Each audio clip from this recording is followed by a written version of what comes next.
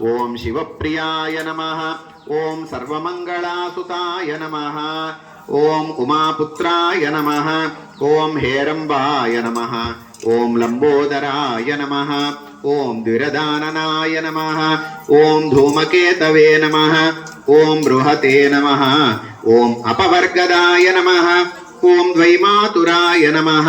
ఓం చిరంతనాయ నమః ఓం కపిలాయ నమః ఓం విష్ణుస్తుతాయ నమః ఓం ఏకదంతాయ నమః ఓం అమలాయ నమః ఓం మహతే నమః ఓం సింధూరాయ నమః ఓం గజాననాయ నమః ఓం గండగళన్మదాయ నమః ఓం శంకరప్రియాయ నమః ఓం భృంగరాజత్కటాయ నమః ఓం అర్జునదంతాయ నమః ఓం అర్కప్రభాయ నమః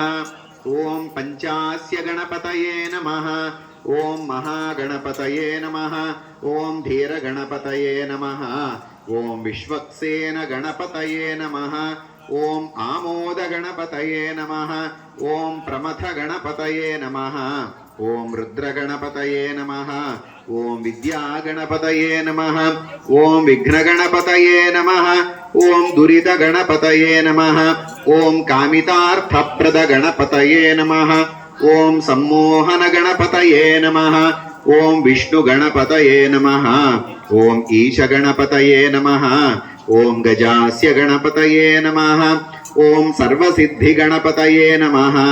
ఓం వీరగణపతయే నమః ఓం కందర్పగణపతయే నమః ఓం ఉచ్ఛిష్టగణపతయే నమః ఓం బ్రహ్మగణపతయే నమః ఓం జ్ఞానగణపతయే నమః ఓం గణాధిపాయ నమః ఓం పాశాంకుశధరాయ నమః ఓం ఆఖువాహనాయ నమః ఓం వినాయకాయ నమః ఓం ఈశపుత్రాయ నమః ఓం సర్వసిద్ధిప్రదాయ నమః ఓం ఏకదంతాయ నమః ఓం ఇభవక్త్రాయ నమః ఓం మూషకవాహనాయ నమః ఓం కుమారగురవే నమః ఓం కపిలవర్ణాయ నమః ఓం బ్రహ్మచారిణే నమః ఓం